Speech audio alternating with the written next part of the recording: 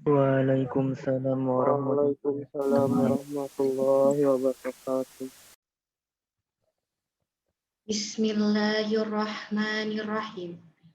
Alhamdulillahi rabbil alamin. Assalatu wassalamu ala ashrafil anbiya'i wal mursalin. Sayyidina wa maulana Muhammadin wa ala alihi wa sahbihi ajma'in. Amma ba'd. Yang terhormat Bapak Kepala Sekolah SMK ISFI Banjarmasin. Yang terhormat Wakil Kepala Sekolah SMK ISFI Banjarmasin. Yang terhormat para guru beserta staf tata usaha SMK ISFI Banjarmasin, serta teman-teman yang berbahagia. Puji dan syukur kita panjatkan kehadirat Allah Subhanahu wa Ta'ala yang telah melimpahkan rahmat, taufik, dan hidayahnya jualah kita dapat berkumpul di acara Nuzulul Quran tahun 1442 Hijriah dengan tema Al-Quran sebagai solusi penyelamat generasi dalam keadaan sehat walafiat. Amin, amin, ya Rabbal Alamin. Tidak lupa salawat serta salam semoga tetap tercurahkan kepada junjungan kita, Baginda Nabi besar Muhammad Sallallahu Alaihi Wasallam, beserta keluarga, kerabat, sahabat, dan pengikut beliau hingga akhir zaman. Hadirin yang dimuliakan Allah Subhanahu wa Ta'ala, saat ini izinkanlah saya selaku pembawa acara dalam rangka Nuzulul Quran membacakan susunan acara pada pagi hari ini. Acara yang pertama, pembukaan dan sambutan oleh kepala sekolah. Acara yang kedua, tilawah dan sari tilawah. Acara yang ketiga, ceramah agama. Acara yang keempat, doa. Dan acara yang terakhir, penutup. Acara yang pertama, pembukaan. Marilah kita buka acara ini dengan membaca basmalah. Bismillahirrahmanirrahim. Dilanjutkan sambutan serta pembuka acara pada pagi hari ini oleh Bapak Kepala Sekolah Apoteker Haji Muhammad Nur Ivansa, Sarjana Sains. Kepada Bapak kami persilahkan.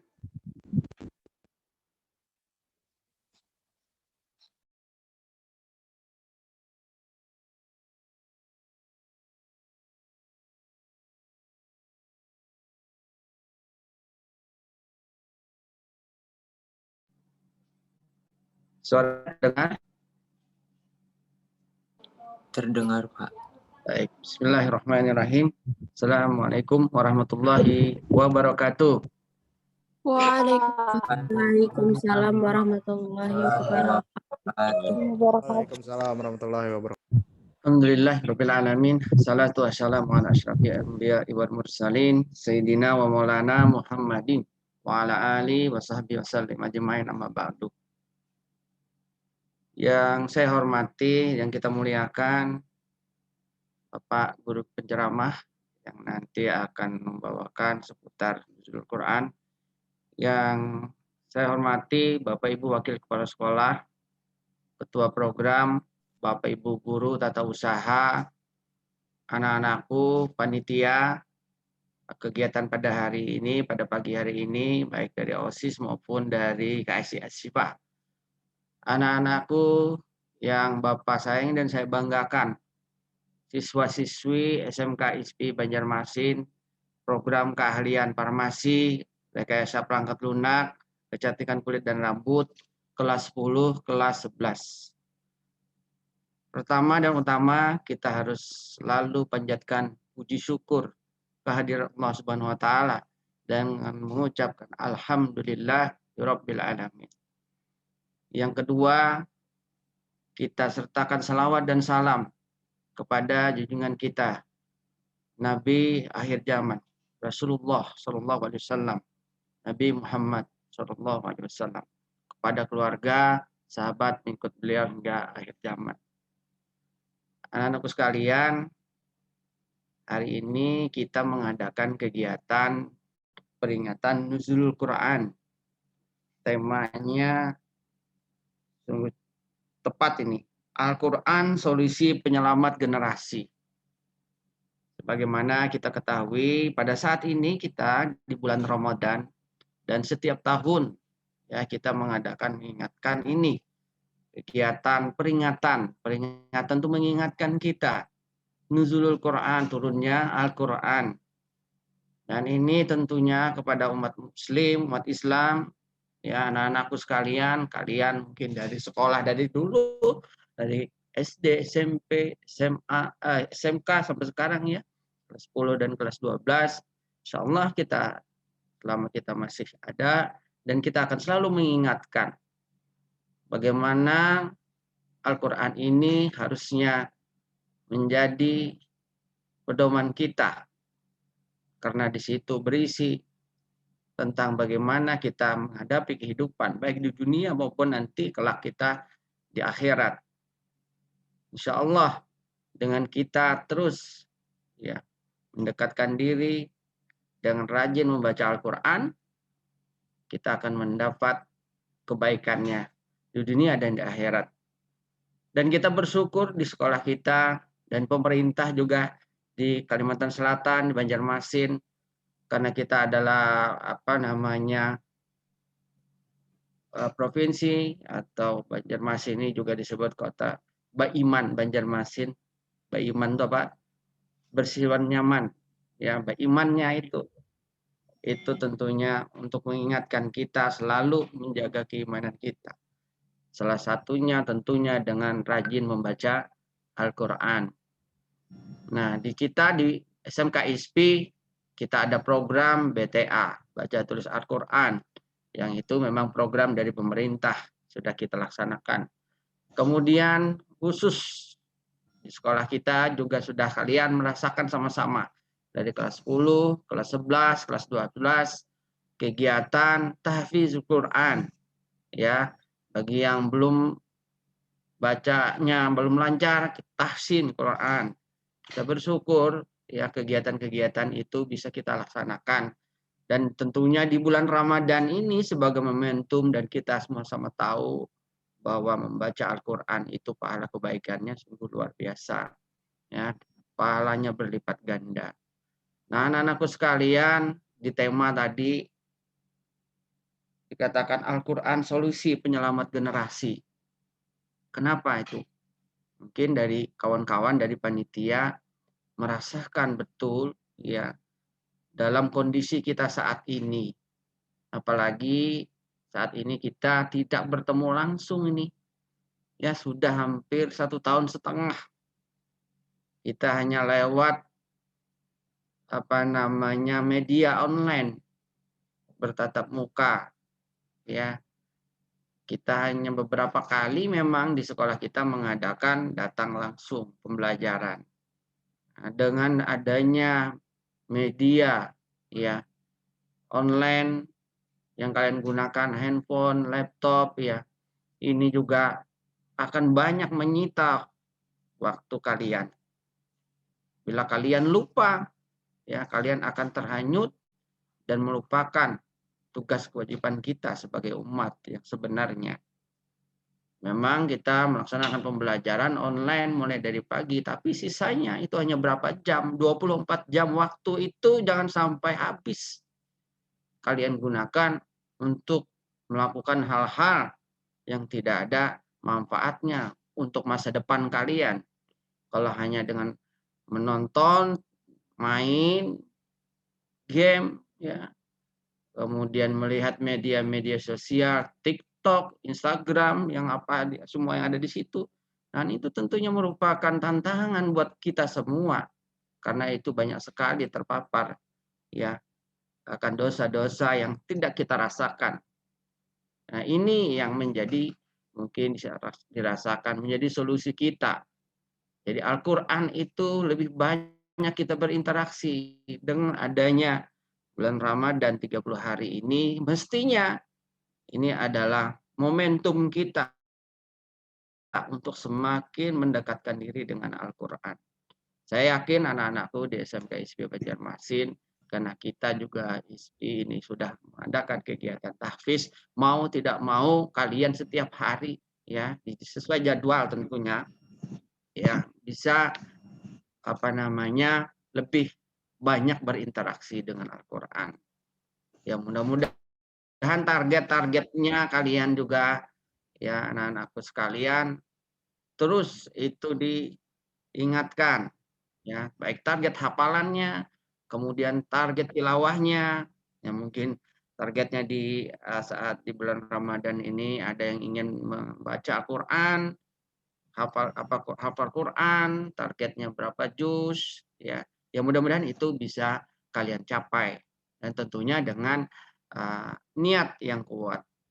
Nah, aku sekalian, Bapak tidak banyak menyampaikan karena nanti dari guru kita terkait dengan seputar nuzulul Quran ya yang akan menyampaikannya. Dari Bapak tentunya sekali lagi dari tema yang sudah disampaikan itu mestinya kita perlu betul-betul ya memahami bagaimana beratnya tantangan jam kita saat ini. Kita harus pahami itu. Nah, solusinya, jalan keluarnya adalah yuk mari kita berbanyak berinteraksi dengan Al-Quran. Baik itu membacanya, menghafalnya, tadaburinya. Ya, karena di situ adalah pedoman untuk kita selamat dunia dan akhirat. Insya Allah. Mudah-mudahan anak-anak sekalian dengan mukjizatnya Al-Quran ini menjadi anak-anak yang soleh, solehah. Anak-anak yang membanggakan orang tuanya. Anak-anak yang kuat, yang mental, kuat menghadapi apapun yang akan kalian nanti jalani di kehidupan yang akan datang. Insya Allah. Kita doakan bersama-sama. Amin. Ya Rabbal Alamin. Dari Bapak, mungkin cukup sampai sini. Terus kalian berbanyak membaca Al-Quran dan menghafal Al-Quran. Dan terus laksanakan ya kewajiban di sekolah dan kewajiban membantu orang tua di rumah. Jadilah sekali lagi anak-anak yang membanggakan orang tuanya. Jadi anak yang soleh, solehah. Itu dari saya. Terima kasih kepada panitia yang mengadakan kegiatan ini, guru-guru pembimbing dari siswaan, dari guru-guru agama. Sekali lagi kami mohonkan kepada Bapak penceramah yang mulia kita sama-samakan. Kita mintakan untuk nanti memberikan tausiahnya. Dengan ini acara peringatan Nuzulul Quran SMK ISP Banjarmasin tahun 1442 Hijriah bertepatan dengan 21 Ramadan ya 1442 Hijriah. Insyaallah dengan ini saya buka. Assalamualaikum warahmatullahi wabarakatuh. Waalaikumsalam warahmatullahi wabarakatuh. Assalamualaikum warahmatullahi wabarakatuh. Terima kasih kepada Bapak Haji Nur Ibansah yang telah membuka dan memberi sambutan. Kita lanjutkan ke acara selanjutnya, yaitu pembacaan tilawah dan sari tilawah kepada Saudara Muhammad Taufik Hidayat dan Saudari Rifari Hadatul Ais. Dipersilahkan. Assalamualaikum warahmatullahi wabarakatuh. Waalaikumsalam warahmatullahi wabarakatuh. Waalaikumsalam. A'udzu billahi minasy syaithanir rajim. Bismillahirrahmanirrahim. Syahrul Ramadan alladzi unzila fihi al-Qur'anu hudan lin-nasi wa bayyinat وبينات من الهدى والفرقان فمن شهد منكم الشهر فليصم ومن كان مريضا أو على سفر فعدة من أيام أخر يريد الله بكم اليسر ولا يريد بكم العسر ولتكملوا العدة ولتكبروا الله على ما هداكم ولعلكم تشكرون وإذا سألك عبادي عني فإني قريب أجيب دعوة الداع إذا دعاني فليستجيبوا لي وليؤمنوا بي لعلهم يرشدون صدق الله العظيم. Aku berlindung kepada Allah dari godaan syaitan yang terkutuk. Dengan menyebut nama Allah yang Maha Pengasih lagi Maha Penyayang. Bulan Ramadan adalah bulan yang di dalamnya diturunkan Al-Quran sebagai petunjuk bagi manusia dan penjelasan-penjelasan mengenai petunjuk itu dan pembeda antara yang benar dan yang batil. Karena itu, barang siapa di antara kamu ada di bulan itu, maka berpuasalah. Dan barang siapa atau dalam perjalanan dia tidak berpuasa, maka wajib menggantinya sebanyak hari yang ditinggalkannya itu pada hari-hari yang lain. Allah menghendaki kemudahan bagimu dan tidak menghendaki kesukaran bagimu. Hendaklah kamu mencukupkan bilangannya dan mengagungkan Allah atas petunjuknya yang diberikan kepadamu agar kamu bersyukur. Dan apabila hamba-hambaku bertanya kepadamu Muhammad tentang aku, maka sesungguhnya aku dekat. Aku kabulkan permohonan orang yang berdoa apabila dia berdoa kepadaku. Hendaklah mereka itu memenuhi perintahku dan beriman kepadaku agar mereka memperoleh kebenaran. Maha benar Allah dengan segala firman-Nya. Semoga yang membaca dan yang mendengarkan mendapat berkah serta rahmat dari Allah Subhanahu wa Ta'ala. Acara ketiga, ceramah agama yang akan disampaikan oleh Ustadz Ahmad Bayani, Sarjana Agama Magister Filsafat Islam. Kepada Ustadz kami persilahkan. Assalamualaikum warahmatullahi wabarakatuh.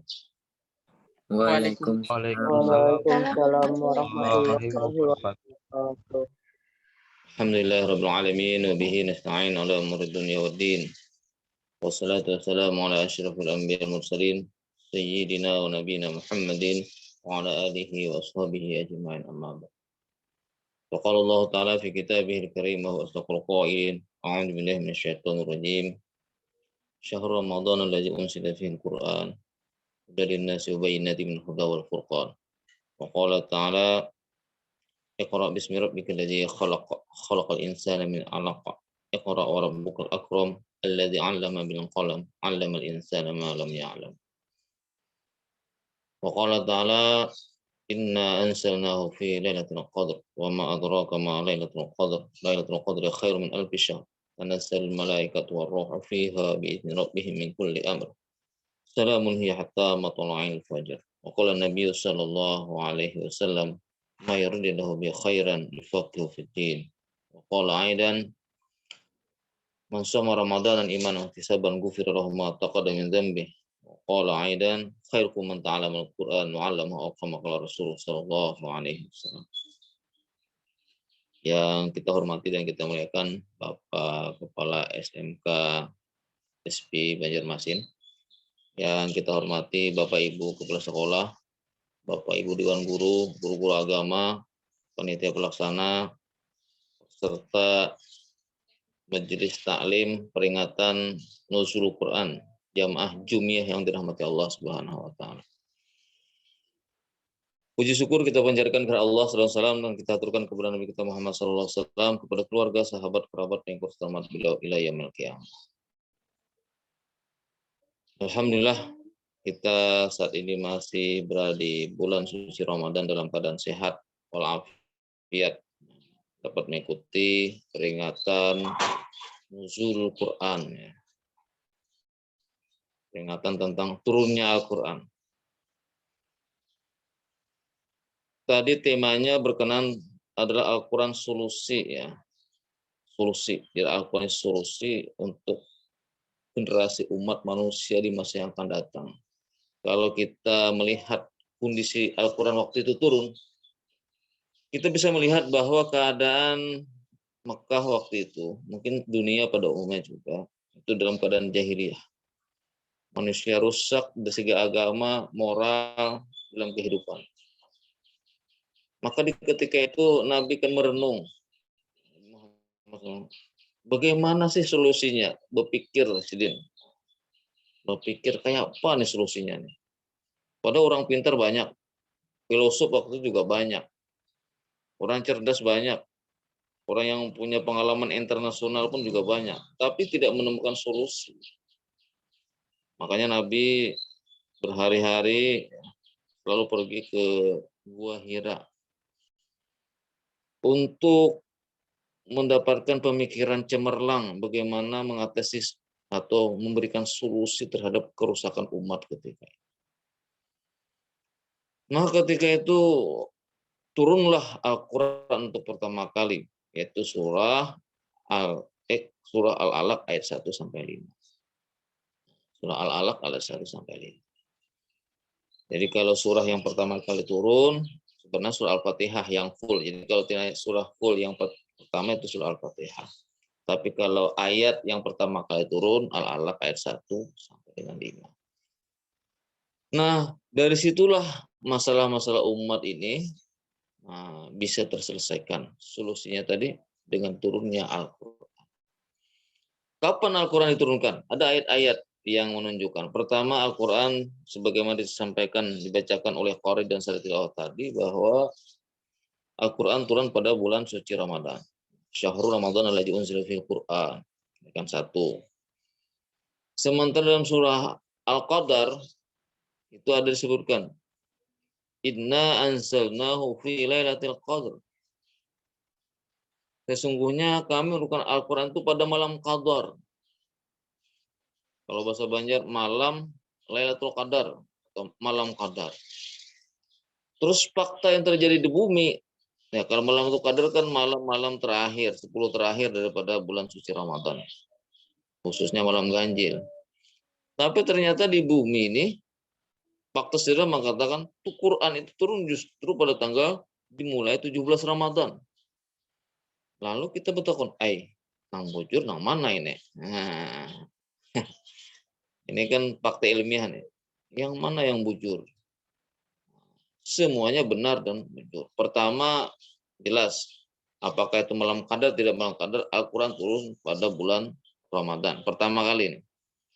Yang kedua, Al-Quran itu kan turun dari Allah ke Lauhul Mahfuz itu full, 1 biji.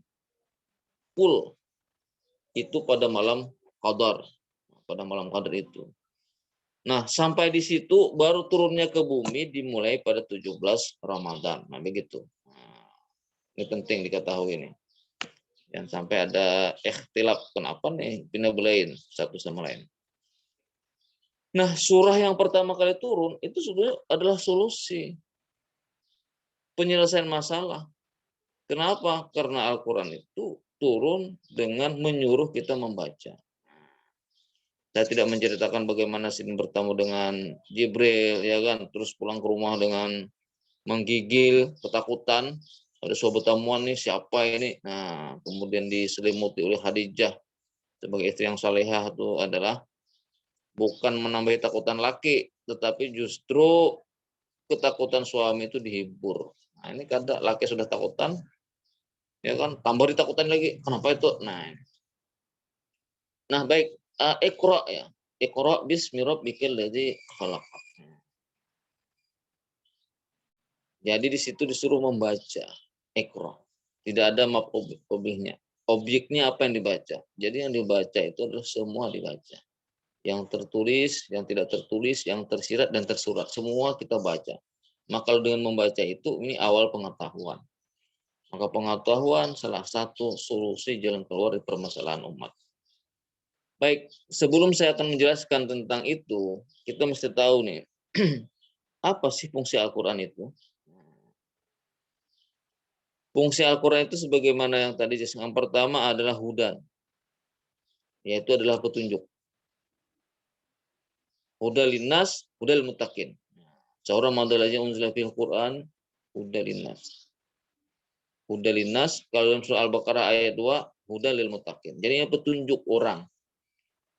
Kalau berkenaan dengan hukum dan permasalahan umat dan ilmiah, berarti huda linnas. Karena Al-Quran juga bisa dipahami oleh semua manusia, bukan tertuju pada orang yang beriman saja.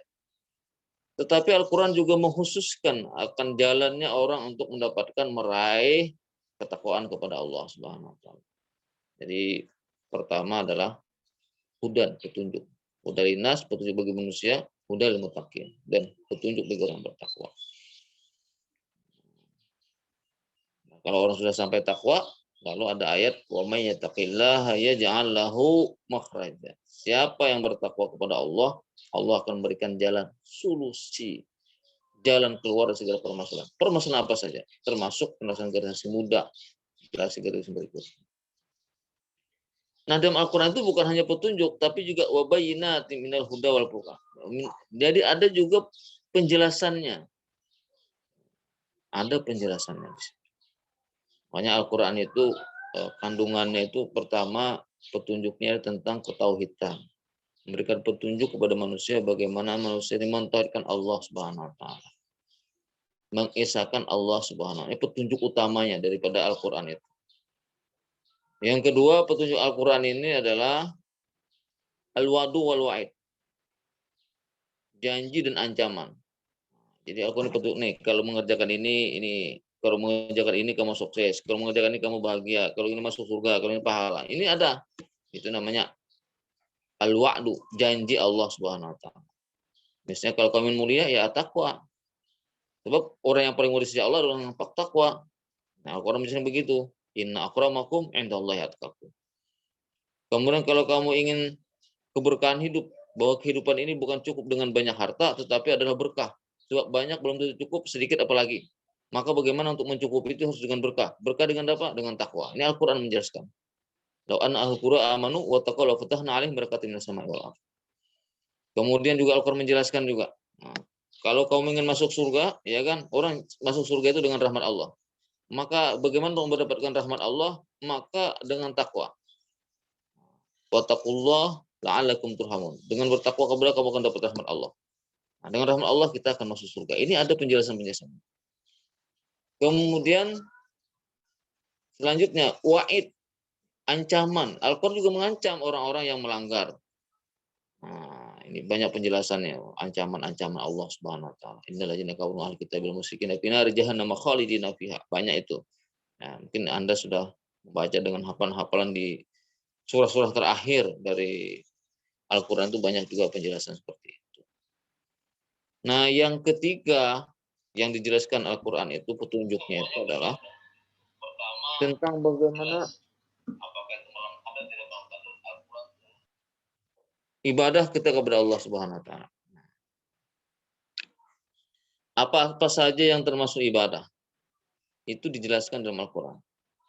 Seperti sholat, zakat, puasa, ini kan itu ada perintah-perintah Allah yang menunjukkan tentang ibadah orang itu pengabdiannya kepada Allah Subhanahu wa taala. Dan Al-Quran juga menjelaskan bahwa kita ini diciptakan manusia dan jin diciptakan untuk beribadah kepada Allah. Ini petunjuk namanya. Wa ma khalaqul jinna wal insa illa liya'budun. Terus yang keempat petunjuk Al-Quran itu adalah jalan dan cara untuk meraih kesuksesan. Apakah itu untuk sukses dunia, sukses akhirat? Ini ada dalam Al-Quran. Ini penjelasan. Dan ini petunjuk Al-Quran dan penjelasan juga ada di situ.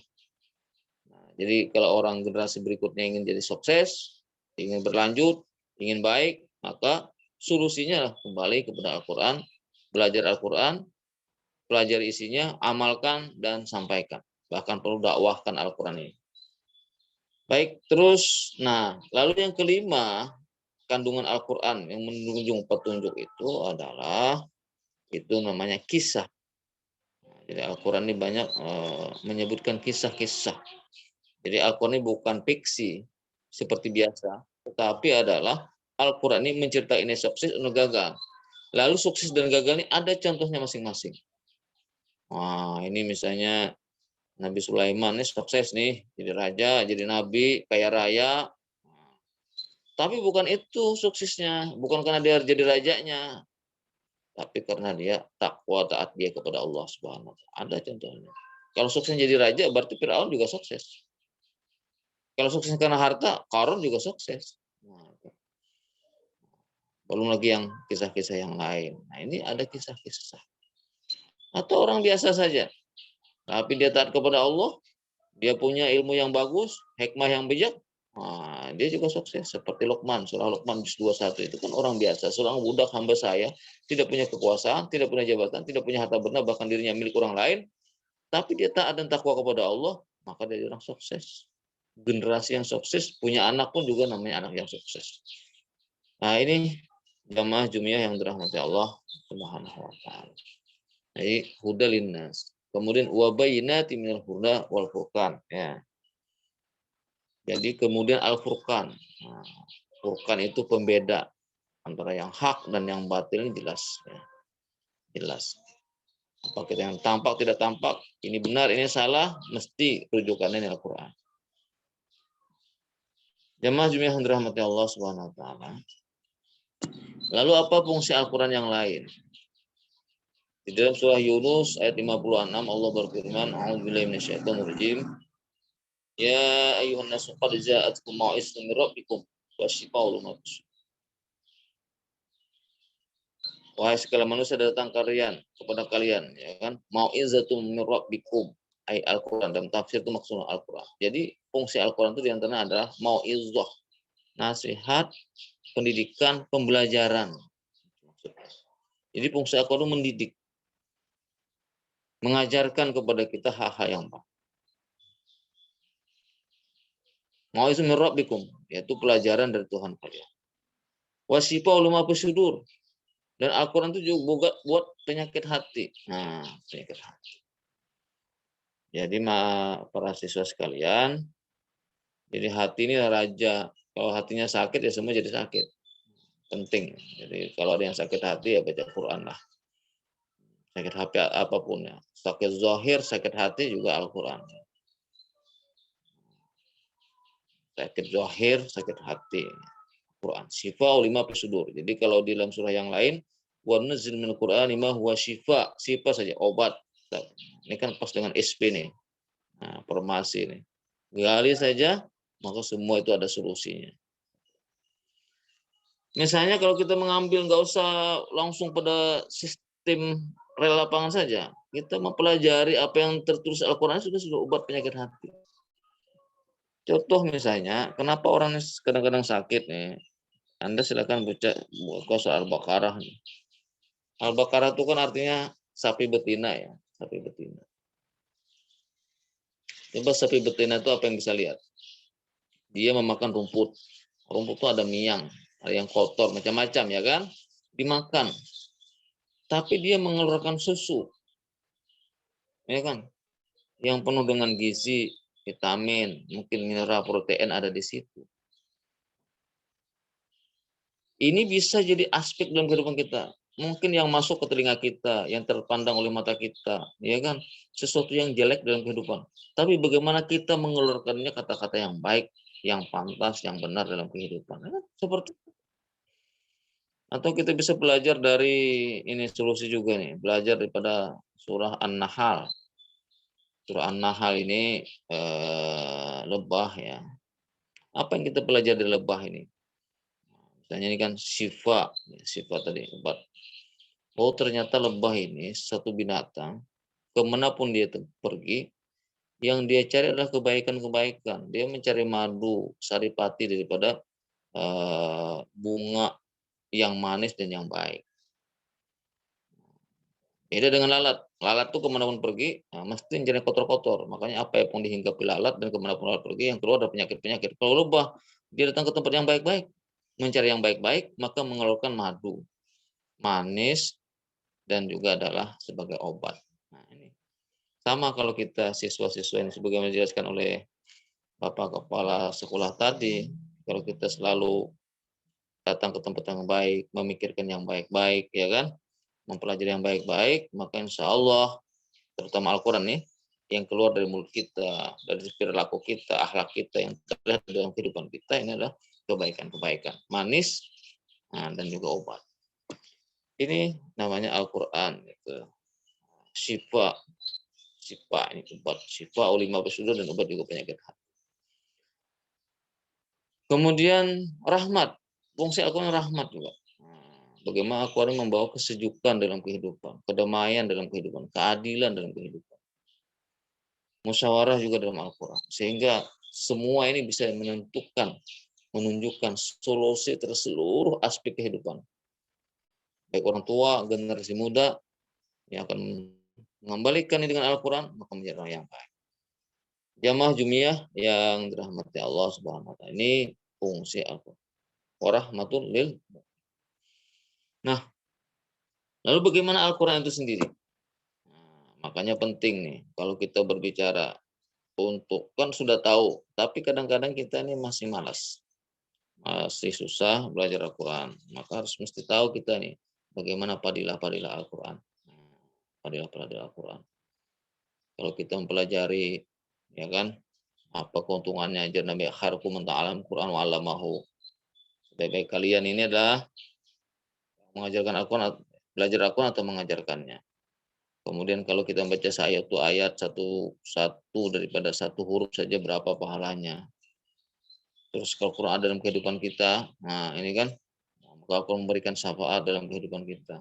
Kalau orang menghafal Quran, maka dengan hafalan itu, dia amalkan, maka akan menjadikan keluarganya 10 orang, memberikan syafaat kepada yang masuk neraka dimasukkan ke dalam surga. Kemudian kalau Al-Quran ini, ya kan, kita amalkan juga dalam kehidupan kita, nah, dia akan menjadi syafaat kita dalam kehidupannya. Banyak kita pelajari.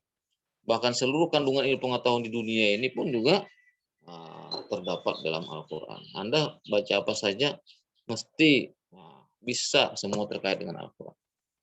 Ilmu apa saja.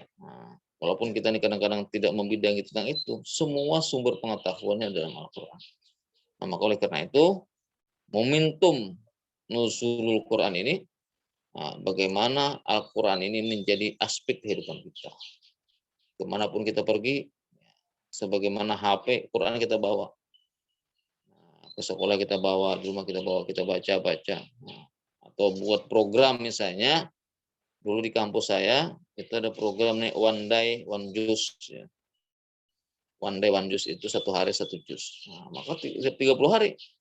Kita bisa menghatamkan Al-Quran, tambah sejuk, tambah bagus akhlaknya, tambah baik kehidupannya, tambah berkah rezekinya, tambah sejahtera hatinya, tambah sayang orang tua dengan dia, tambah hormat kita dengan orang tua. Ini berkat-berkat kita membaca Al-Quran. Jemaah sekalian yang dirahmati Allah Subhanahu wa Ta'ala, lalu Al-Quran itu apa? Apa bedanya Al-Quran? Wahyu itu, ya kan? Perlu Anda ketahui bahwa wahyu itu kan ada bermacam-macam jenis. Yang pertama, wahyu yang turun kepada Nabi, maknanya daripada Allah, lapasnya daripada Nabi, itu namanya hadis qudsi. Jadi tidak semua wahyu itu Al-Quran. Kemudian ada yang kedua ini, wahyu yang diturunkan melalui malaikat Jibril alaihissalam. Nah, itulah yang disebut dengan Al-Quran. Ada juga wahyu Allah turunkan kepada orang-orang manusia seperti orang-orang terdahulu, ya, orang-orang alim seperti kita masuk itu namanya berupa ilham. Jadi kalau wahyu Allah ini tanpa lewat malaikat Jibril, namanya bukan Al-Quran. Kemudian kapan itu diturunkan, berapa masa? Ya, kurang lebih 23 tahun, ya, 22 tahun lebih sedikit, ya. Jadi dibulatkan 30 tahun.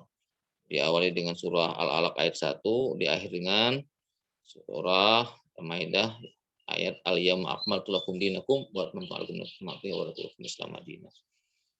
Kemudian Al-Quran ini Anda sudah alhamdulillah di SMKSP, nah, ada BTQ-nya, bahkan ada tahfiznya, ya kan? Tidak aneh nanti suatu saat akan muncul, walaupun ada sekolah pendidikan umum, jadi hafiz-hafiz Al-Quran. Kami waktu di Bangladesh itu, namanya IUT, Islamic University of Technology, orang-orang yang belajar teknik elektro, teknik mesin, kemudian juga ada teknik komputer di sana. Mereka sarjana, insinyur teknik, doktor, dan profesor teknik, tapi mereka juga hafiz-hafiz Al-Quran. Dan kemarin kami ketemu dengan seorang insinyur, guru besar di bidang kimia nuklir, Profesor Dr. Insinyur Hermawan. Dia adalah ketua masjid kampus seluruh Indonesia. Ternyata di masa usia beliau, kata beliau, saya menghafal Quran usia ketika 55 tahun. Ternyata bisa. Dia orang ahli kimia nuklir, ternyata bisa menghafal Quran. Apalagi Anda-Anda yang masih muda, ya kan? Generasi-generasi yang luar biasa ini, sambil belajar di ISPI ini, gali-gali Al-Quran, maka Anda kombinasikan ya, pengetahuan-pengetahuan yang ada dalam Al-Quran, pengetahuan yang akan Anda pelajari, kemudian diintegrasikan, maka Anda akan melihat bagaimana keagungan kebesaran Allah ini ada dalam kehidupan kita. Jemaah rahimakumullah, mungkin ini karena ada tanya jawab, saya mengantarkan sampai di sini. Jadi saya berharap ada sesi tanya jawab yang lebih enten antara kita, maka mudah-mudahan ini menjadi keberkahan bagi kita semua. Demikian sekedar pengantar yang dapat sampaikan. Assalamualaikum warahmatullahi wabarakatuh. Terima kasih kepada Ustadz. Assalamualaikum warahmatullahi wabarakatuh. Terima kasih kepada Ustadz yang telah menyampaikan ceramah agama pada hari ini.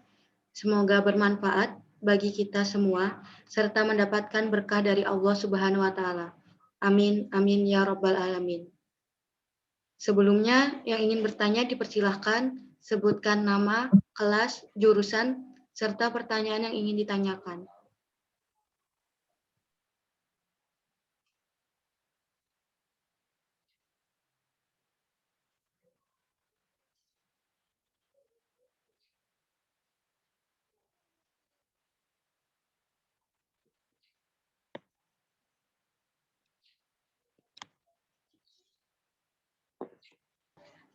Bagi yang ingin bertanya bisa melalui chat juga.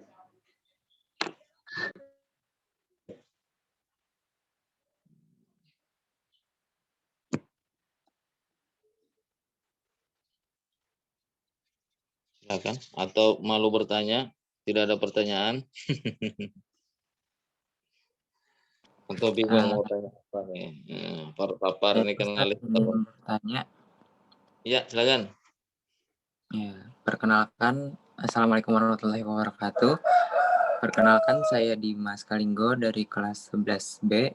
Ingin bertanya, kalau sudah di atas 10 Ramadan, pas terawih itu berkunut loh, Pak. Nah, tujuannya berkunut tuh apa ya, Pak? Itu aja pertanyaan ulun. Terima kasih.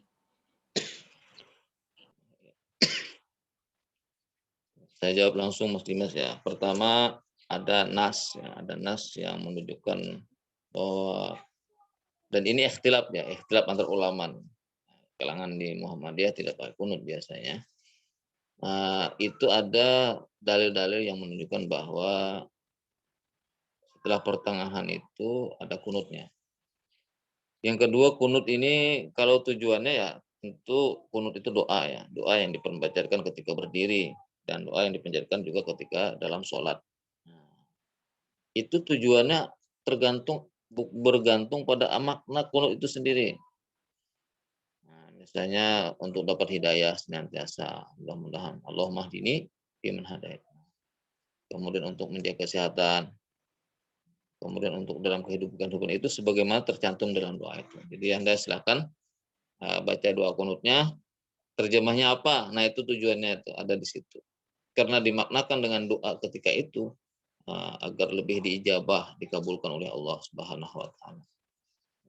Bagi yang melaksanakan tarawih pakai kunut, bagi yang nggak pakai kunut, ya, maka itu juga silahkan juga. Demikian insyaallah. Apakah terjawab, Dimas? Terima kasih Ustadz. Yuk, sama-sama. Untuk penanya selanjutnya dipersilahkan. Sebutkan nama, kelas, jurusan, serta pertanyaannya.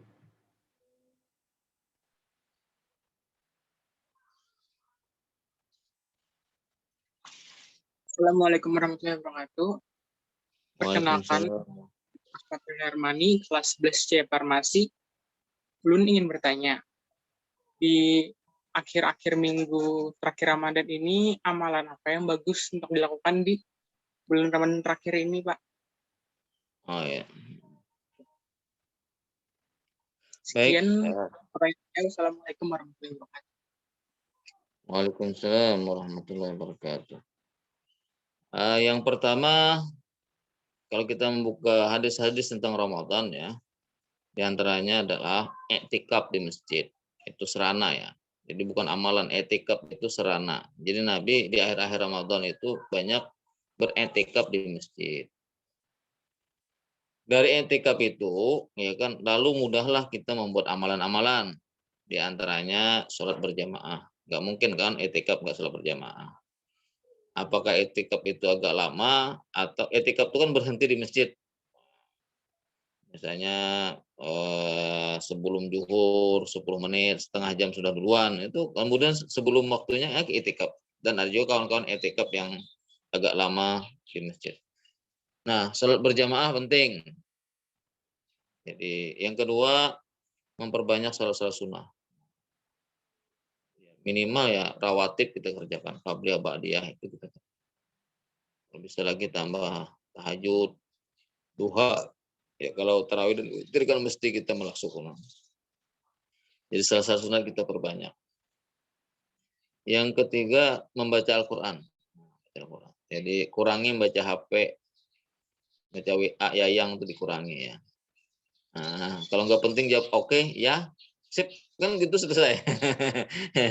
Ini kadang-kadang baca HP, WA kan berjam-jam, sambung lagi, baca Quran hanya nangkapi Quran sudah nguap, kan begitu.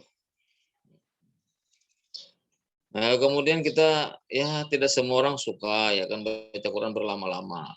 Kalau begitu gantilah, misalnya saya suka jalan-jalan, maka kalau jalan-jalan nggak mungkin sambil baca Quran.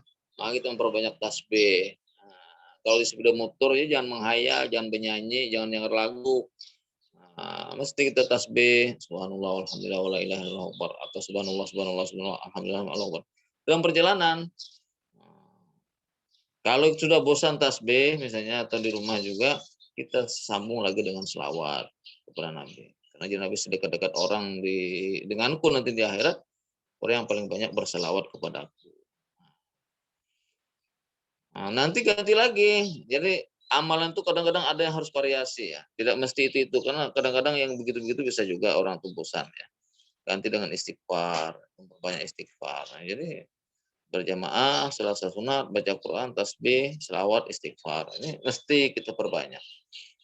Nah, kemudian yang bagus lagi diperbanyak menjelang akhir Ramadan itu biasa Nabi menjelang akhir Ramadan itu infaknya makin deras. Artinya kalau kita ke masjid, kalau ada celengan jangan dicelengi, dibuati duitnya. Nah, diinfak. Ini kan sebulanan celengnya aja, terus celengan Jumatan dicelengin juga, tarawih dicelengin juga. Nah, kalau ada celengan, ada kotak infak kita buat. Kalau ada banyak sedikit, usahakan hari-hari. Maksud, kadang kawah banyak 1.000 sehari, 10 hari kan 10.000 aja tuh. Enggak ada kawah juga, kada budit jar. Merupakan yang 1.000 tadi, lawan harga 100 hari-hari jumbo. Nah, saya di kampus bagi mahasiswa saya sebagian itu saya wajibkan kalau saya mengajar berimpak setiap hari saya cek. Kalau mahasiswa protes ini sama tugas dari saya. Saya bilang kalau nggak bisa banyak sedikit, Anda biasakan. Kalau sebulan 3.000 saya kira nggak banyak karena sehari 100 aja. Kalau banyak lebih baik 2.000. Ini membiasakan kita berinfak supaya manusia itu kada pemalar, supaya manusia itu terbiasa menyimpan hartanya di tangan Allah Subhanahu wa taala. Nah, itu bagus Ramadan ini akhir-akhir nih. Kita infak, sedekah ya kan. Ya, kalau bisa membukakan orang buat puasa lebih bagus. Kan ada duitnya aja, gampang aja. Dan Nabi sembuhkan orang puasa, maka dia dapat pahala, ya kan? Sebanyak orang yang bukan itu, karena kau banyak sedikit barang. Apa kali atarnya? Nukar lombok misalnya kan, lombok 1000 atar kau sedikitnya ada aja orang. Kada kau makan nyaman bila ada belombok, gak iwak kada ada bapak mau lombok kada ada selera makan atar. Bukan 1000 kan, bisa aja tuh. Anak sebulanan bukakan ada yang murah meriah, tukar kicap masin, anak pelanggar ke masjid. Nah, sampai tahun kena ada habis tuh betul. Baik, ini tadi berimpak di antaranya amalannya. Oke.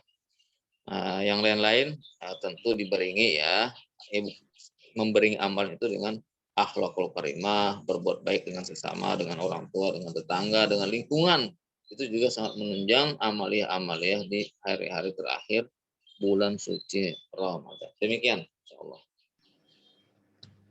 Mungkin ada nih pertanyaan di apa ya? Di chat Zoom, Ustadz. Ya. Dari Nur Fairuz. Assalamualaikum, saya ingin bertanya apakah saat wanita berhalangan bisa mendapat malam Lailatul Qadar? Terima kasih. Bisa, insya Allah. Bisa. Kan malam Lailatul Qadar nggak mesti amalannya sembahyang dan baca Quran, ya kan? Masih banyak amalan lain, semua bisa, punya kesempatan. Yang berhalangan tidak berhalangan. Orang yang berhalangan kan nggak boleh sholat, nggak boleh puasa, nggak boleh baca Quran, Al-Quran secara umum kan begitu. Amalan-amalan bisa, zikir bisa, tasbih bisa, selawat bisa, ya kan? Bisa. Infak pun bisa. Nah, jadi nggak apa-apa. Semua Allah dapatkan. Tergantung nanti dia malam itu. Nah, ini perlu saya sampaikan jadwalnya, jadwal malam Lailatul Qadar itu. Ujar Imam Abu Hasan As-Sajili, kalau Ramadan itu di awal dengan hari Selasa, maka malam Qadar, malam Lailatul Qadar itu pada malam ke-27. Kebiasaannya begitu. Tapi kita beramal jangan malam itu aja yang betul ada lagi. Nah, jadi kesempatan-kesempatan. Jadi nggak masalah. Yang berhalangan tidak berhalangan. Allah tidak melihat itu. Allah melihat kesungguhannya dalam beramal. Demikian insya Allah.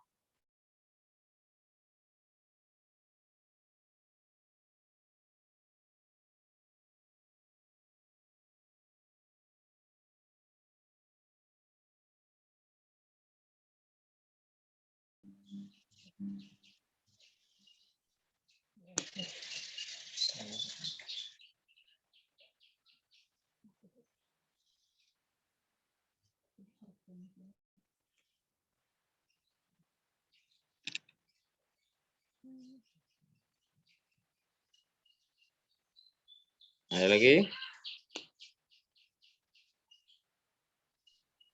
Ustadz, saya pribadi mau nanya. Boleh, silakan. Membaca Al-Quran menggunakan aplikasi di HP dengan langsung di kitab, apakah pahalanya sama? Sama, tulisannya kan sama. Tulisannya belain.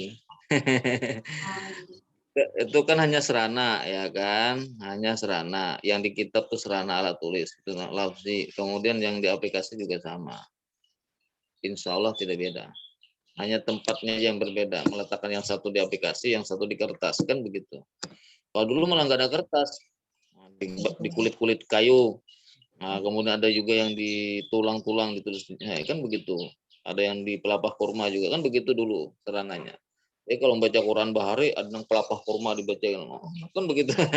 Nah, sekarang kan dibentuk serana yang termudah waktu itu, berikutnya dengan mushaf-mushaf, ya kan, di zaman Utsman bin Affan, seterusnya sekarang sampai pada masa digital. Oke, ada lagi? Ada Pak, ada Ustadz dari chat Zoom dari Husnul Puji, kelas 10C Farmasi. Assalamualaikum, saya mau bertanya, saya ada mendengar anggapan bahwa orang yang berhalangan tidak boleh menyentuh atau memegang Al-Quran. Apakah anggapan itu benar, Ustadz? Oke. Kalau berdasarkan kitab klasik ya, kitab klasik fikih yang diperbagangi oleh kaum fuqaha itu benar ya kan. Mabadi ilmu fikih juga mengharamkan menyentuh dan membaca Al-Qur'an ketika dalam keadaan berhalangan. Tetapi dalam tempat di pendapat yang lain, saya akan jelaskan dua pendapat nih. Ada yang membolehkan, ya kan? Nah, kawan-kawan kita di Muhammadiyah juga ada yang membolehkan ketika berhalangan. Nah, karena Al-Quran itu kan walaupun tulisnya la yamassuhul mutahharun, tidak boleh menyentuh kecuali dalam keadaan suci. Al-Quran itu kan ada dua, ada yang lafzi, ada yang maknawi. Yang maknawi Abu Hasan Asy'ari katakan itu yang di langit. Nah, tidak tersentuh oleh orang yang tidak berwudu dan berhalangan. Tetapi yang lafzi, nah ini ikhtilaf. Ada yang membolehkan dan ada yang tidak membolehkan. Seperti itu ya. Anda tergantung masuk mana, ikut yang membolehkan atau tidak. Kan ada dua pendapat ulama yang tentu punya alasan masing-masing. Saya tidak mengarahkan kepada salah satu golongan. Tapi yang menganggap benar nggak ada yang menganggap bahwa menyentuh Al-Quran tidak boleh? Benar, ada kitab-kitabnya juga. Terus ada lagi pertanyaan tentang Dari Despiana Jasmine. Assalamualaikum. tanda-tanda. Saya ingin bertanya, seperti apa tanda-tanda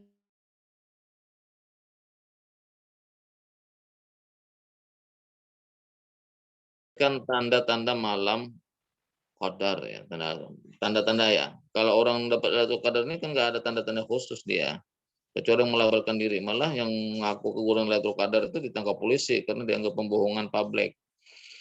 Jadi pertama yang bisa menyaksikan malam qadar, malam itu terjadi kapan? Nah, ketika itu kan dalam keadaan hening, satu malam tuh hening ya.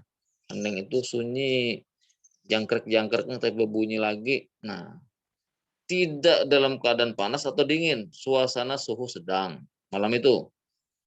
Kemudian cerah, tidak berawan malam itu. Tapi kadang-kadang bisa aja sorenya sampai isya berawan, tapi setelahnya tidak berawan lagi. Nah, kemudian pada malam itu tidak ada angin berhembus kencang. Ini tanda-tanda malam-malam qadar itu. Itu dalam kitab Tanbihul Ghafilin namanya. Malam. Terus kalau menjelang turunnya qadar itu, daun-daun pun mulai runduk seperti ingin bersujud itu. Nah, itu sudah wah ini dekat banget nih. Saya sampai jam 2 jam 3 malam itu biasanya seperti itu malam itu. Lalu bagaimana tanda-tanda orang yang mendapat qadar itu? Nah, kan di Kalselnya ada fenomena, ada orang keguguran Lailatul Qadar, Kalimantan khususnya, Kalsel Tank ya kan. Sebenarnya setiap orang bisa mendapatkan itu, ya kan? Orang keguguran Lailatul Qadar itu kapan? Ketika kehidupannya lebih baik, keagamaannya setelah itu. Alaknya tambah bagus, ibadahnya tambah rajin. Wah, ini ciri-ciri orang-orang yang tersentuh malam qadar ketika itu. Sifatnya jadi bagus, keinginan ibadahnya makin meningkat. Nah, itu diantaranya. Nah, jadi kalau orang-orang tanda-tanda pada orang, kadang-kadang memang capnya, tandanya wajahnya berubah, kehidupannya. Yang ada tuh akan ada perubahan pada sifat kehidupan dia dan tingkat intensitas dia untuk ibadah mendekatkan diri kepada Allah. Kelihatan. Apakah dia itu merasakan atau tidak? Tidak tahu. Jadi tidak bisa dilihat dengan tanda-tanda. Wajah-wajahnya atau hormon wajahnya tidak. Tapi ada pada sifat dan kehidupan dia. Ada orang yang merasakan dia keguguran Lailatul Qadar, ada. Adanya dia tidak merasakan, tapi malam qadar itu dia dapat. Nah, makanya malam-malam itu ya kita perbanyak ibadah kepada Allah. Kau usahakan jangan melakukan sesuatu yang maksiat, yang sia-sia pada malam itu. Tutup TV dulu. Sinetron jangan lihat, ya kan? Kalau perlu aplikasi HP mati juga. Langsung aplikasi dengan Allah. Kalau perlu. Apalagi karena our main game malam itu, maka kan khairun min alfi syahrin. Malam qadar itu lebih baik dari 1000 bulan. Jadi kalau kita misalnya sembahyang 2 rakaat di malam itu kalinya kare 1000 bulan. Berarti kurang lebih 84 tahun ya. Bayangkan kita beribadah dikalikan seperti itu. Cuma kalau kita main bedum pada main itu bisa jangan-jangan sama dengan main bedum 83 tahun, 84 tahun. Wah, lama banget tuh pahala bedum kalau kalau dengar lagu berarti sama dengan dengar lagu misalnya kalau kias terbalik sebenarnya sama dapat dengar lagu 83 tahun, oh panjang amat ya kan begitu. Jadi setiap orang punya kesempatan untuk berjumpa dengan malam qadar itu. Baik. Apakah jawaban dari Ustadz sudah cukup, Despiana?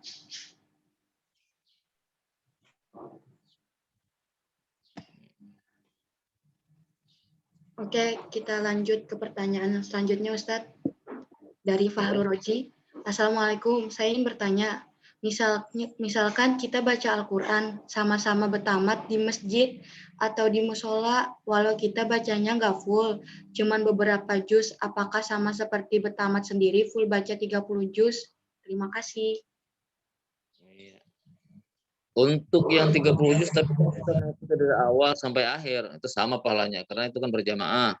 Tapi kayak kita turun kada turun, lain urusannya. Ya kan, kita kan misalnya membaca juga, tapi kan ada giliran orang, kita dengarkan, simai, ya kan.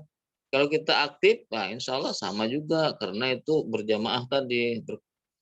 Nah, tapi kalau kita misalnya umpat bertamat, tapi mehanu turun, mehanu kada, ya kan. Nah itu lain hal urusannya. Dikurangi, dipotong diskonnya selama kita tidak hadir. Tapi kalau kita hadir di situ tuh sama, karena saling menyimak, ya kan, makanya tadarus yang pelajari. Jadi kalau kita hadir semuanya, insya Allah sama pahalanya dengan membaca semuanya.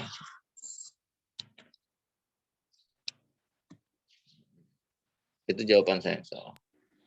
Apakah Fahru Roji sudah cukup dengan jawaban Ustadz? Iya, sudah cukup. Terima kasih, Ustaz. Ya, sama-sama. Pertanyaan selanjutnya dari Muhammad Yusni. Kalau selama Ramadan kita bisa baca Al-Quran sampai tamat, apa aja keuntungan yang kita dapat? Oh, banyak. Pertama, setiap huruf dikalikan 10, ya kan? Hitung aja berapa huruf dalam Al-Quran itu pahalanya tuh. Nah, terus pahala sunat disamakan dengan fardu, kan begitu dalam hadis yang dikutip Huzaimah selama Ramadan itu. Terus kita akan dapat ketenangan jiwa dalam Ramadan, ketenangan jiwa. Kemudian kita akan dikelilingi, dikerumuni oleh malaikat sama baca Quran itu. Yang maka sifat-sifat malaikat la ya'sunallah ma itu akan ada dalam kehidupan kita. Terus juga dengan tamat itu, ya kan, maka hak Al-Quran terhadap kita ini kan sudah kita selesaikan dengan baik. Kemudian juga diberi Allah petunjuk dalam hidup kita.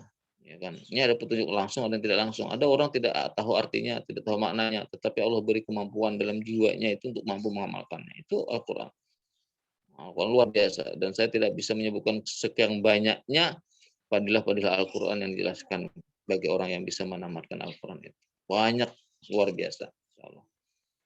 Pokoknya tenang jiwa, insya Allah selesai sebagian masalahnya. Dan dia akan mendekat dengan Allah Subhanahu wa Ta'ala. Al-Quran adalah pendekat antara hamba dengan Khalik.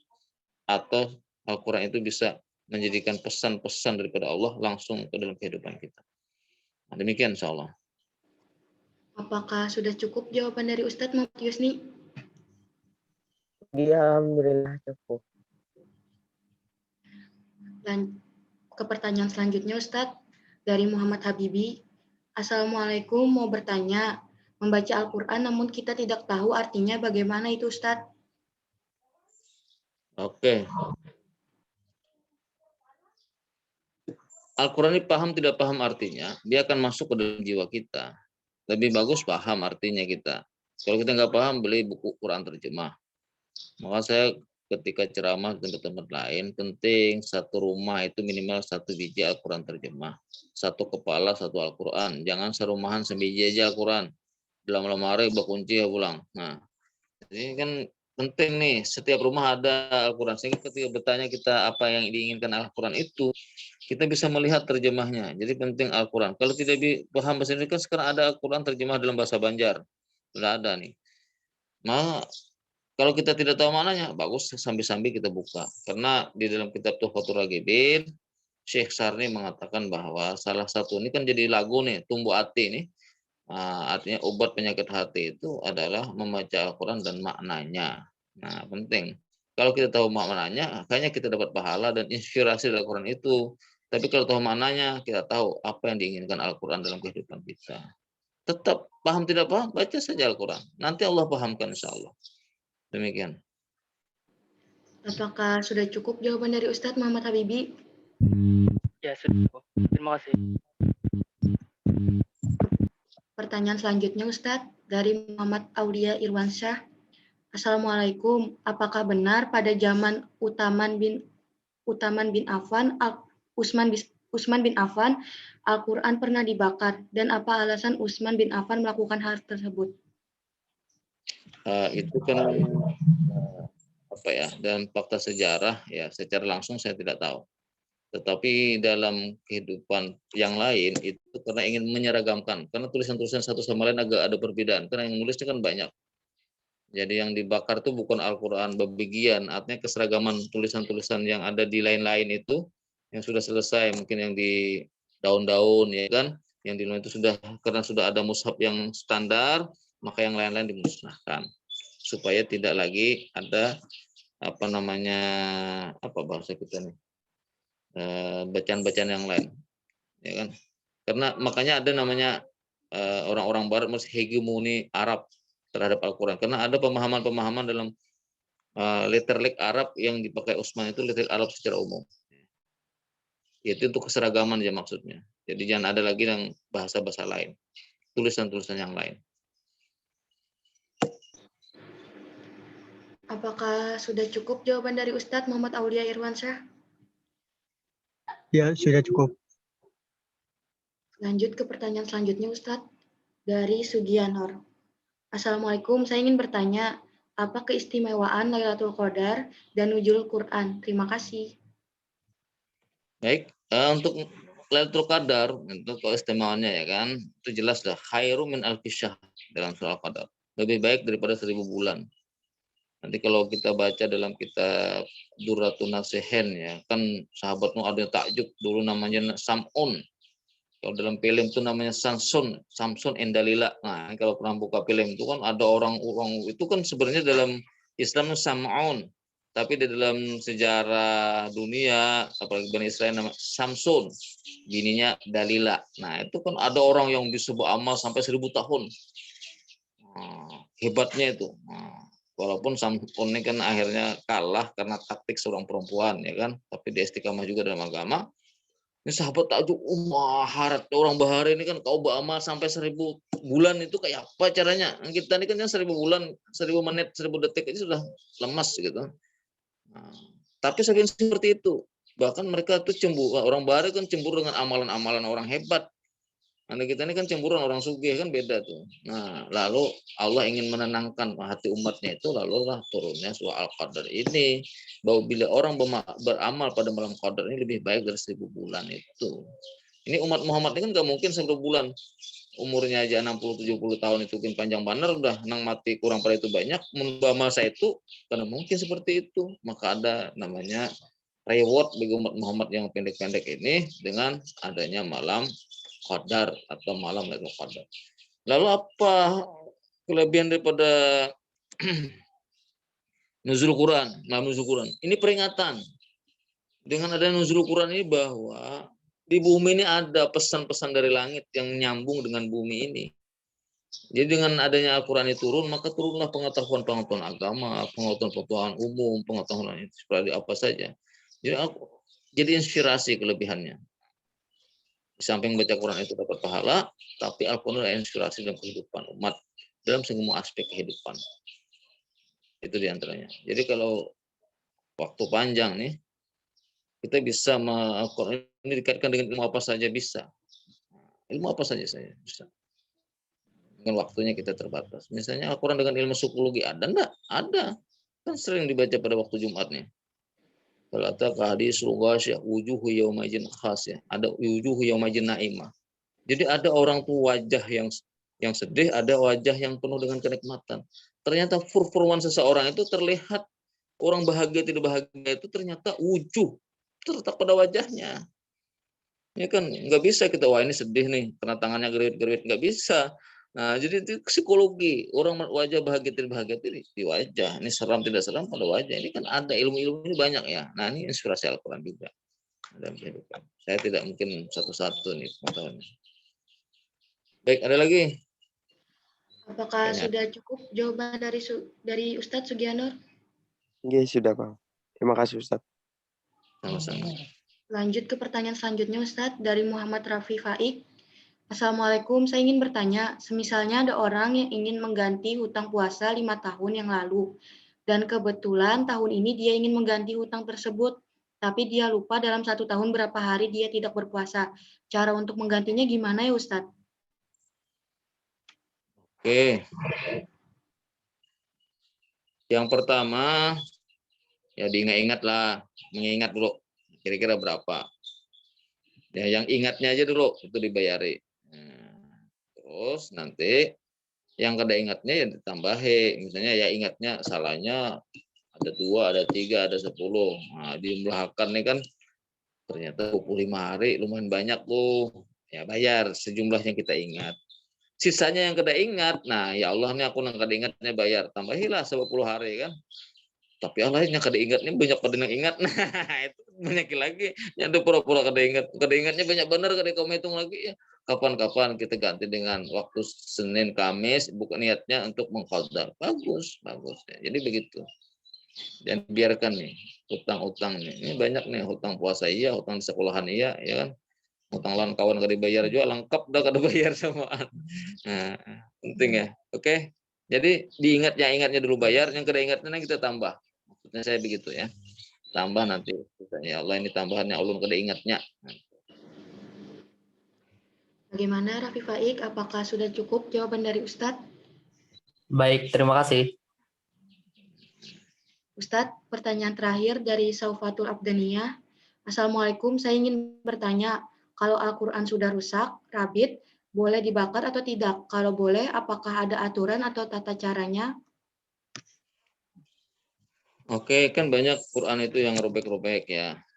Robek, yang tidak terpakai, yang tercicir. Ya kalau yang tercicir sudah lembaran-lembaran itu dibakar. Tapi jangan diketahui orang lain. Karena dianggap pelecehan agama. Sembunyi-sembunyi saja. Bakarnya pun dicampur dengan kertas-kertas lain. Jangan orang tahu. Ya kan? Karena kalau dibiarkan kita ketulahan juga. Terlangkal atau buang-buang lah. Tercampur di bak sampah lah kan begitu. Jadi caranya itu tadi. Jadi caranya ya boleh dibakar, tapi harus sembunyi-sembunyi yang tidak orang tahu ya. Sendirian lah, bukan sembunyi-sembunyi kan di mana bersembunyi kan. Tapi artinya tidak diketahui orang lain ketika kita membakarnya. Kan dalam misalnya nih banyak juga buku Iqra yang paculan-paculan itu kan Quran tuh isinya.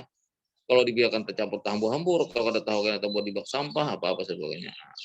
Di Pakistan itu ada orang khusus milik kertas-kertas yang di jalan tersebar. Kalau ada ayat Al-Quran dia buat dalam kotak. Ada kotak yang disediakan dan kotak itu nanti akan dibakar agar Al-Quran itu tidak terlecehkan, terinjak-injak dan sebagainya. Jadi boleh membakar, tapi bukan membakar Al-Quran ya, membakar kertasnya yang kebetulan ada tulisan Al-Quran. Ya, itu diantaranya. Terima kasih Ustadz atas jawaban-jawabannya. Ustadz, mungkin ada kata-kata motivasi untuk para hadirin agar tetap semangat membaca Al-Quran, bukan hanya di bulan Ramadan, tapi di bulan biasa juga. Terima kasih. Artinya kalau bisa sekarang kenapa nanti? Itu untuk Al-Quran ya. Kalau bisa baca sekarang kenapa nanti? Kalau bisa belajar hari ini kenapa besok? Nah, kemudian Al-Quran jadilah teman setia dalam kehidupan kita.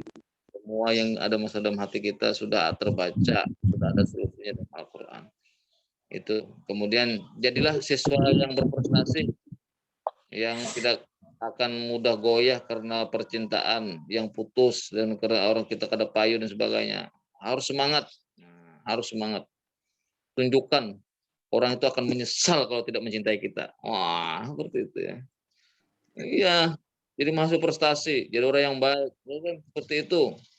Salah satu sarannya ya Al-Quran. Coba nanti tahu tuh mungkin hendak lan aku enak. Wah, iya, insya Allah itu diantaranya ya.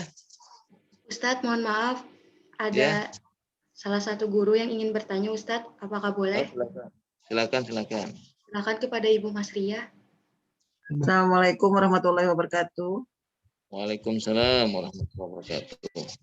Izin bertanya, Ustadz, bagaimana cara terbaik untuk menghafal Al-Quran di usia yang sudah seperti saya ini?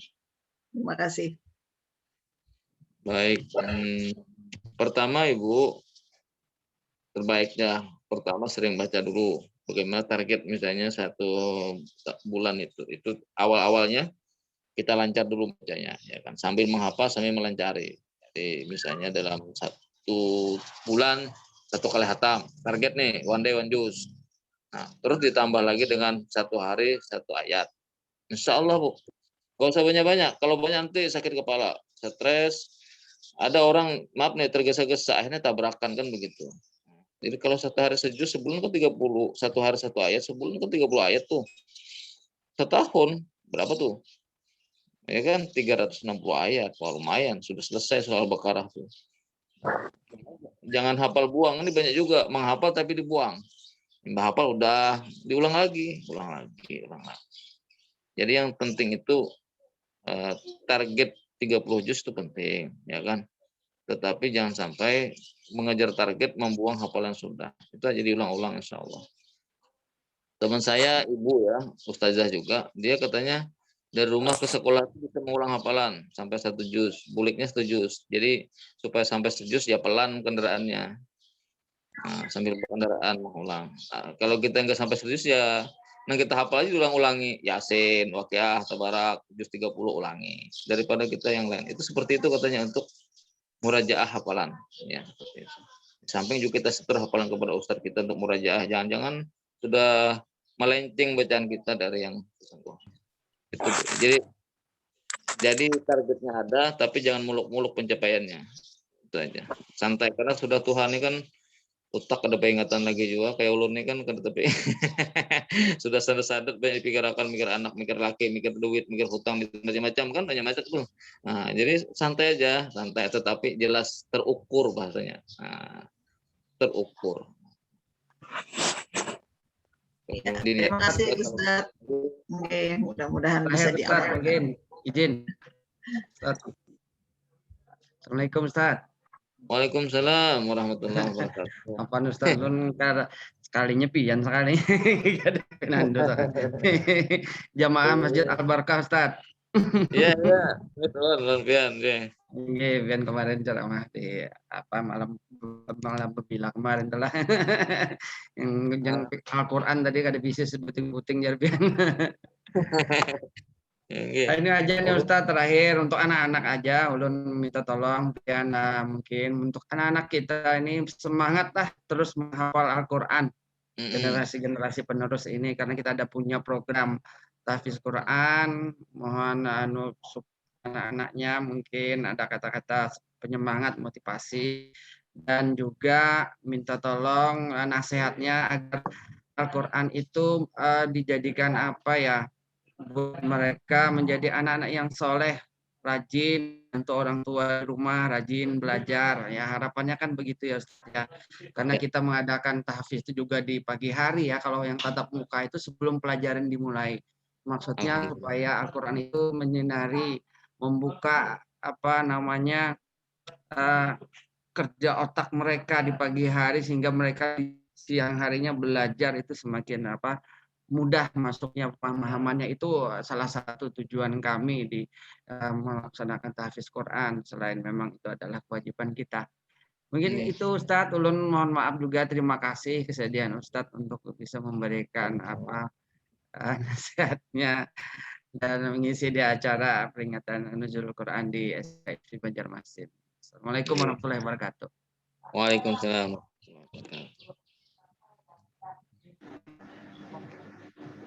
Mungkin terakhir saya ada saran nih pada Pak Nur Ipansa nih, ada reward nih bagi siswa-siswa yang bisa menyelesaikan 30 juz, 10 juz, 5 juz atau sejuz nih kan. Misalnya kalau dapat 1 juz dapat sertifikat kan. Nah, sekolah. Oh, siap Ustaz. Jadi koordinasikan dengan kawan-kawannya. Ya kan buku 1 lembar tanda tangan aja kan, oh ini 1 juz sertifikat. Kalau sudah di atas 5 juz misalnya ada ya kita berikan piala atau apa kan supaya bersusun di rumahnya ini kan ya yang murah tetapi mereka terkesan itu. Allah Ustaz, alhamdulillah.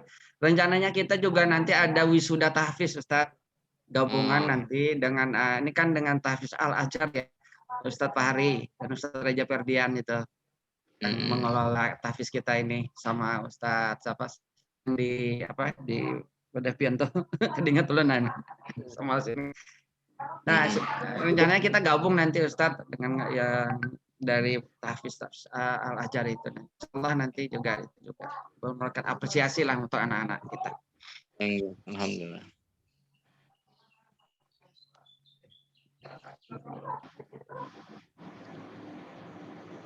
Terima kasih Ustadz telah mengisi acara pada hari ini. Sama. Para hadirin sekalian yang dimuliakan Allah Subhanahu wa taala, usailah sudah acara pada hari ini. Dan untuk menutup acara ini, marilah kita ikuti pembacaan doa yang akan dipimpin oleh Ustadz Ahmad Bayani, Sarjana Agama, Magister Filsafat Islam. Kepada Ustadz kami persilahkan. Al-Hadin ya, Al-Fatihah.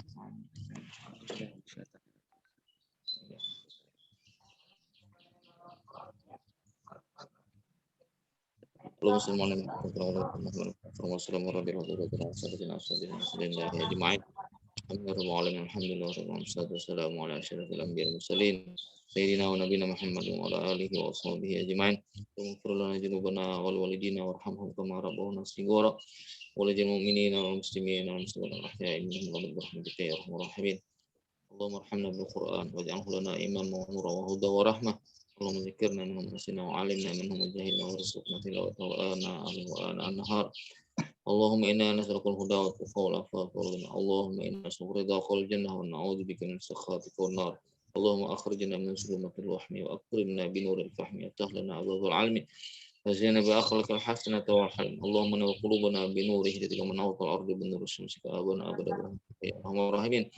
Rabbi zidna 'ilma warzuqna fahma wa 'amalan shalihan wa taqabbal. Allahumma arina al-haqqa haqqan warzuqna ittiba'ah wa arina al-batila batilan warzuqna ijtinabah warzuqna khairal akhirin qadir.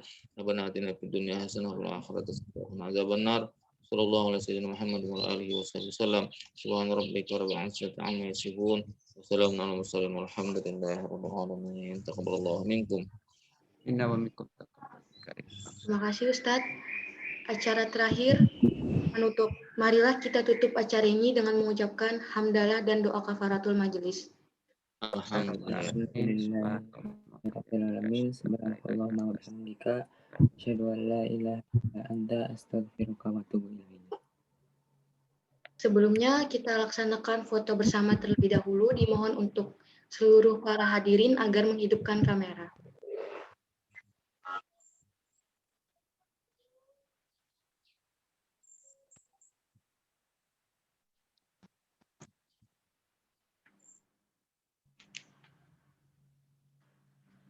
Kepada seluruh hadirin diharapkan untuk membuka kameranya.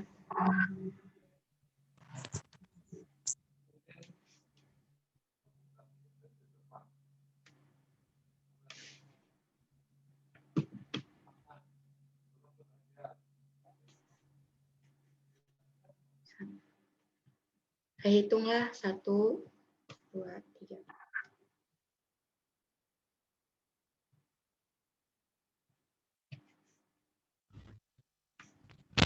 Ya, SMK bisa. Angkat tangannya.